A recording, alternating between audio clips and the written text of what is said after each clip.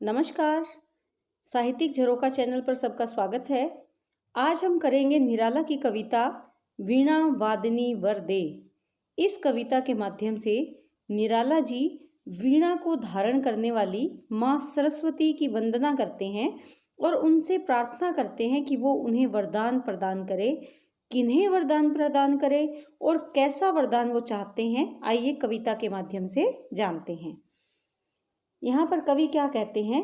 वरदे वीणा वादिनी वरदे, हे माँ सरस्वती वरदे, वरदान प्रदान करो। वीणा वादिनी अर्थात वीणा को बजाने वाली माँ सरस्वती वरदान प्रदान करें। उनसे निवेदन कर रहे हैं, प्रार्थना कर रहे हैं और वो उनसे वरदान मांग रहे हैं। क्या वरदान मांगते हैं? प्रिय स्वतंत्र रव अमृत मंत्र रव, कि प्रिय सबको मधुर लगने वाला, अच्छा लगने वाला स्वतंत्रता का स्वर जो अमृत के मंत्र के समान है, ऐसा स्वर आप भारत में भर दो। भारत के लोगों को स्वतंत्रता का मंत्र प्रदान करें और ऐसा स्वर प्रदान करें जो सबको प्रिय है, सबको अच्छा लगता है, सबको मधुर लगता है। वो कौन सा स्वर है? स्वतंत्रता का। तो आप अमृत के समान ऐसा मंत्र लोगों को दे। किन लोगों को? भारत के लोगों को, भारतवासियों को प्रदान करें। और वो अमृत के समान कौन सा मंत्र है? स्वतंत्रता का स्वर प्रदान करें। काट अंध उर के बंधन स्तर, काट यानी काट डालो, अंध उर, अंध यानी अंधकार, उर अर्थात हृदय में, कि भारतवासियों के हृदय में जो अज्ञानता आ गई है, अंधकार यहाँ अज्ञानता से तात्पर्य है, जो अज्ञानता आ गई है हृदय के बंधन स्तर, हृदय के अंदर जो अंधकार भर गया है, अज्ञानता भर गई है, उसके बंधन को समाप्त कर दो, काट दो, अर्थात हमारे हृदय को अज्ञानता से मुक्त कर दो।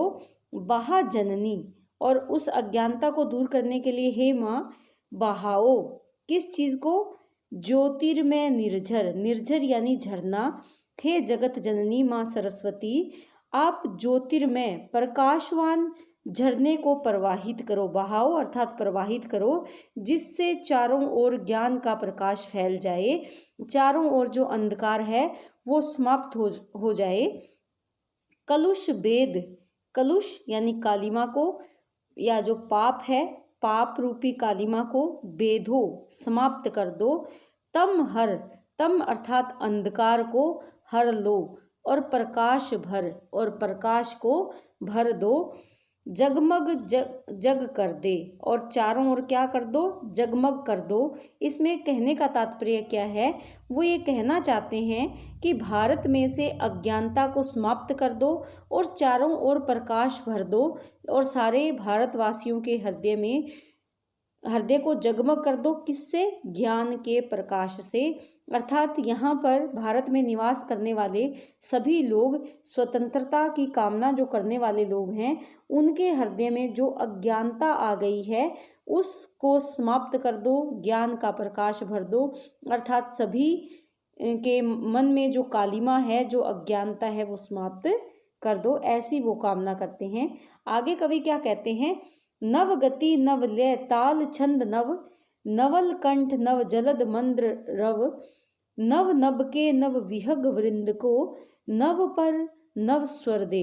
आगे वो क्या कहते हैं कि नव गति किसको प्रदान करें? देखिए यहाँ आया है विहग, विहग यानी पक्षी, पक्षी वृंद अर्थात समूह, भारतवासी जो भारत के रहने वाले लोग हैं, उन भारतवासी रूपी पक्षियों को नव गति प्रदान करो, नई गति, नवीन गति प्रदान करो, नवीन लय प्रदान करो। ताल और छंद वो भी नए दो, अर्थात उनके स्वर में नए ताल आ जाएं, नए छंदों का समावेश हो जाए, ऐसा तुम उन्हें ज्ञान प्रदान करो। नवल कंठ, उनके जो कंठ हैं उनमें नवीन स्वर आ जाएं।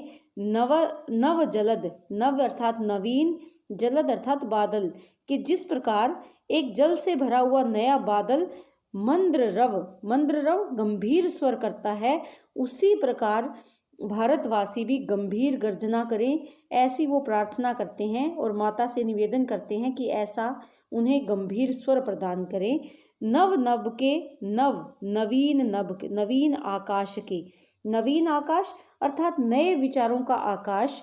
हमारे देश में जब ज्ञान का प्रकाश फैलेगा तो हमारी उन्नति का मार्ग भी अलग होगा।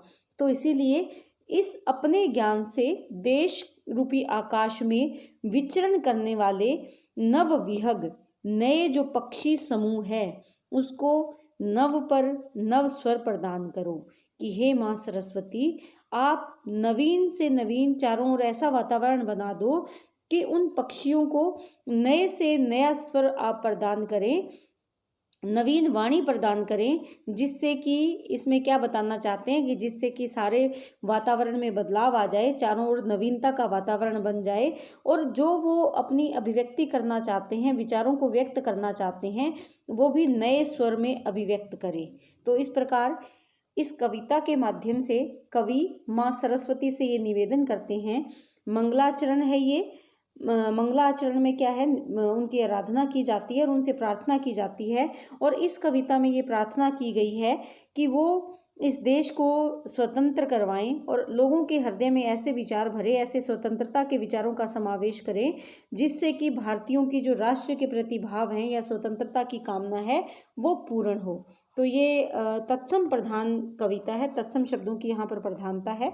वैसे सरल खड़ी बोली का इस्तेमाल किया गया है लेकिन तत्सम शब्द अधिक हैं। इसमें अनुप्रास अलंकार आया है, रूपातिशोक्ति अलंकार आया है, पुनरुक्ति प्रकाश अलंकार और यमक अलंकार का विशेष रूप से समावेश किया गया है। और जब इस कविता को हम गाते हैं तो ये संगीत के साथ गाई जा सकती है, तो यहाँ पर संगीतात्मकता भी है लेकिन छंद मुक्त है ये। और इसके साथ साथ अगर देखें तो सुंदर अभिव्यक्ति हुई है अपने विचारों की इस कविता के माध्यम से। तो उम्मीद करती हूँ कि ये कविता आपको समझ में आ गई होगी। बहुत बहुत धन्यवाद।